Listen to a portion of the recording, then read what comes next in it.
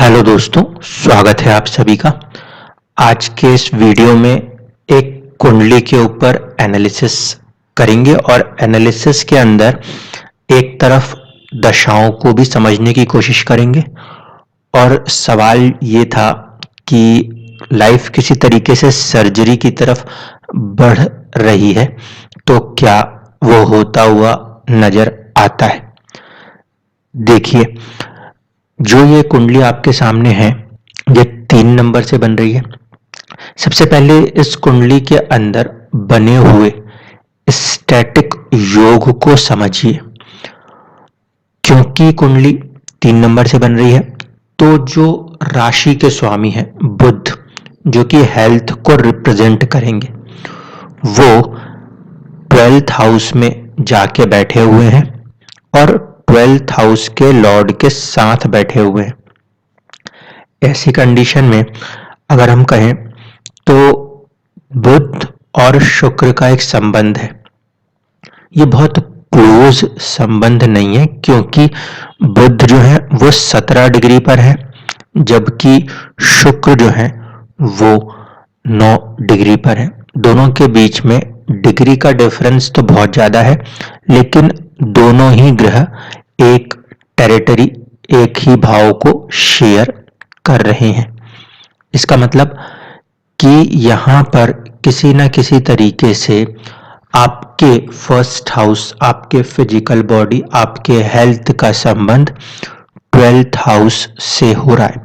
12th house किस चीज को रिप्रेजेंट करेगा? 12th हाउस रिप्रेजेंट करता है हॉस्पिटल को, जेल को, विदेश को। क्यों? क्योंकि 12वां भाव मतलब जो चीजें दूर हटाती हूं, एक तरीके से हम उसको व्यय का भाव कहते हैं। इन जगहों पर किया गया इन्वेस्टमेंट भी एक तरीके का व्यय है। तो स्टैटिकली जो कनेक्शन है वो ये है कि हेल्थ या फर्स्ट हाउस बॉडी वो 12th में कनेक्ट हो रही है। अगर मैं बॉडी के रूप में देख रहा हूं तो मैं वहां पे हॉस्पिटल जैसी टर्म को यूज कर रहा हूं। अगर मैं बोलूं कि बॉडी यानी आपका पूरा फिजिकल आप खुद, वो या तो विदेश जा सकते हैं। ठीक है।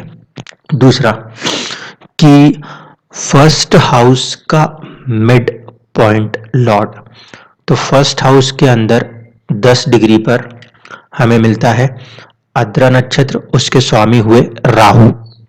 अब जो कुछ होगा वो कहीं ना कहीं राहु ही बताएंगे क्योंकि वो सोचने का ढंग हो रहे हैं। राहु जो है वो कुंडली में 2nd हाउस में बैठे हुए हैं। इसका मतलब हुआ कि जातक की जो बुद्धि है वो धन को बनाने में बहुत ही ज्यादा अच्छी कही जा सकती है। 2nd हाउस में राहु बैठे हैं और राहु अगर अकेले बैठे हों तो उस राशि के स्वामी का रूप धारण करते हैं।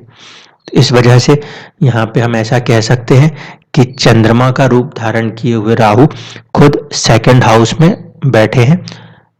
ऐसे में इंसान इमोशनल होगा।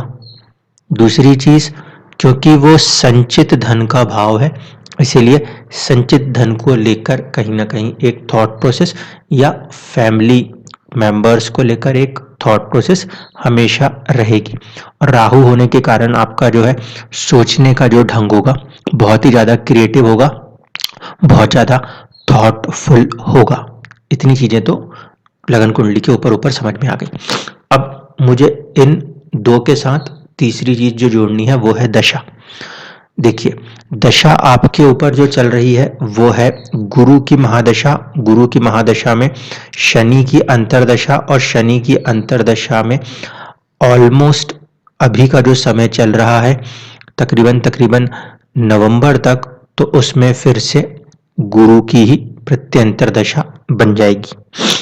इस हिसाब से देखा जाए तो हमारे लिए जो इम्पोर्टेंट प्लैनेट है इस समय फोकस करने का वो है सबसे पहले जुपिटर, ड्राइविंग फैक्टर, और उसके बाद अंतरदशा स्वामी शनि। इस लगन कुंडली में गुरु भी और शनि भी दोनों ही कहीं ना कहीं चौथे भाव में बैठे हुए नजर आते हैं। अब देखिए, दशाओं को समझने के लिए सबसे पहली कंडीशन कि जुपिटर जहां बैठे हैं उसके राशि स्वामी होकर बुध 12th हाउस में बैठे हैं। जब भी गुरु कोई भी रिजल्ट देना चाहेंगे तो ग्रह का जो रिजल्ट है वो दो चीजों पे प्योरली निर्भर होता है, एक राशि के स्वामी और दूसरा नक्षत्र के स्वामी। यहाँ पे राशि स्वामी का 12th हाउस में बैठना ये कहीं ना कहीं इस दशा के अंदर या तो हेल्थ को प्रॉब्लम दे रहा है या फिर फॉरेन मूवमेंट्स की तरफ बात करेगा। दूसरा, गुरु जो है वो बैठे हुए हैं सूर्य के नक्षत्र में और सूर्य यहाँ पर इनिशियली उच्च राशिस्थ दिखाई देते हैं, लेकिन गुरु से 6-8 के संबंध में नजर आते हैं, क्योंकि ओरिजिनल लगन कुंडली में यहाँ पे ये 6-8 का संबंध है, इसलिए शुरुआत में कहीं ना कहीं चीजों में चुनौतियां देखने को मिलेंगी। लेकिन जब हम इस सूर्य को या आपके भाव चलित चार्ट को क्रिएट करते हैं तो वहां पे हमें नजर आता है कि आपकी जो कुंडली है उसके अंदर वो सूर्य भी कहीं ना कहीं 12th हाउस में ही चले जाते हैं। इसका मतलब यही हुआ कि देर सवेर ही सही वो दशा किसी न किसी रूप में 12th हाउस के लिए ज्यादा प्रोमिनेंट रिजल्ट करती हुई नजर आएगी, क्योंकि सूर्य राशि तो रखेंगे मंगल की, लेकिन वो जो रिजल्ट कनेक्ट हो रहा है वो 12th से हो रहा है, विदेश से हो रहा है। ठीक है, इस वजह से अब यहाँ पे अगर हम हाउस प्लेसमेंट को देखें तो गुरु जिसकी महादशा चल रही है उसके राशि स्वामी भी और साथ साथ उसके नक्षत्र के स्वामी भी कहीं ना कहीं एक साथ 12th हाउस को शो करते हैं। तो ये तो पहली कंडीशन आपको मिल रही है जो आपको बार बार हेल्थ में परेशान करके आपको हॉस्पिटल की यात्रा करा रही है। ठीक, अब देखिए दूसरी चीज, महादशा तो बहुत लंबे समय तक चलती है। जुपिटर 7th हाउस का लॉर्ड होने के कारण भी हम जब उसको एक मार्केश प्रवृत्ति के ग्रह में जोड़ेंगे तो वही बात होगी कि कहीं ना कहीं वो दशा चल रही है तो वो हेल्थ को प्रॉब्लम करती है। तीसरी बात ये कि तारे के आधार पे देखें तो ये 5वें तारे की दशा है, वो भी थोड़ी सी चुनौतियां देती है। तो इन सारी वजहों से ये पिक्चर तो क्लियर हो रही है कि गुरु की दशा में थोड़ा सा हेल्थ कॉम्प्लिकेशंस या किसी भी बात को लेकर कुछ ना कुछ थोड़ी सी चिंता, बेसिकली ऐसे में संतान को लेकर चिंता बताई जाती है जब 5वीं यानी प्रत्यंतरी दशाएं होती हैं। तो इस लिहाज से पीरियड जो होगा गुरु का उसमें थोड़ा सा स्ट्रगल तो बनेगा। ये तो हुई पहली चीज। दूसरी बात कि अब हमको देखना है वो है कि क्या सर्जरी की तरफ चीजें जाती हैं। तो देखिए सर्जरी की तरफ अगर चीजें जाती हैं तो उसके पीछे जो जिम्मेदार ग्रह होते हैं वो शनि, मंगल और केतु जैसे ग्रह होते हैं। इस समय आपके ऊपर अंतरदशा शनि की चल रही है और शनि जो है उनकी भी प्लेसमेंट एग्जैक्टली वही है, कहीं ना कहीं वो भी बुध की राशि में और सूर्य के नक्षत्र में बैठे हैं। तो देखिए महादशा भी और अंतरदशा भी दोनों ही बहुत ही क्लोजली कनेक्ट हो रही हैं 12th हाउस से, यानी कि things related to 12th house की संभावनाओं को बहुत ही ज्यादा बल मिल गया। अब इसके बाद जो इसमें आपको मिल रहा है प्रत्यंतर यानी कि 3rd स्टेज, उसमें फिर से जुपिटर है। जुपिटर होने के कारण कहीं ना कहीं ये जो पीरियड बनता है जुलाई से लेकर अभी आपके नवंबर तक का, एक तो ये, और दूसरा जुलाई से नवंबर के बाद अगर देखेंगे तो गुरु के बाद फिर शनि ही आते हैं। तो इस लिहाज से अगर ड्यूरेशंस को कनेक्ट करें तो ऐसा नजर आता है कि ये चीज थोड़ी सी लंबी जा सकती है। ठीक है, अब ये थोड़ी सी लंबी जा सकती है तो क्या पूरी की पूरी दशाओं भर ही ऐसा रिजल्ट होगा? तो ऐसा भी कुछ नहीं है। इसीलिए जो ड्यूरेशन है, यानी कि जिस ड्यूरेशन में सर्जरी जैसी बातों को कहा या सोचा जा सकता है, तो वो ड्यूरेशन कितना होगा? वो ड्यूरेशन आपका जुलाई से लेकर नवंबर के बीच में यहाँ पे नजर आता है। ठीक है, इसके बाद जब हमने इतना ड्यूरेशन फिक्स किया कि जुलाई से लेकर नवंबर के बीच में दशाएं जो हैं वो 12th हाउस को कनेक्ट कर रही हैं। अब इसमें तो दूसरी अपॉर्चुनिटी ये भी होती है कि विदेश की तरफ मूवमेंट हो जाए। ठीक, लेकिन विदेश की तरफ मूवमेंट नहीं हो रही तो वो एनर्जी की यूटिलाइजेशन हॉस्पिटल की तरफ हो रही है।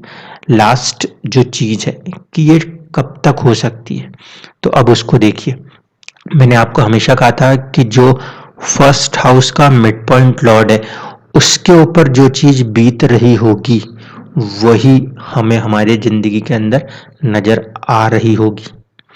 तो राहु जो है वो ट्रांजिट करते हुए इस समय ऑलमोस्ट 25 डिग्री के साथ आपके 11th हाउस में है, और 11th हाउस में राहु की मूवमेंट मंगल की तरफ हो रही है।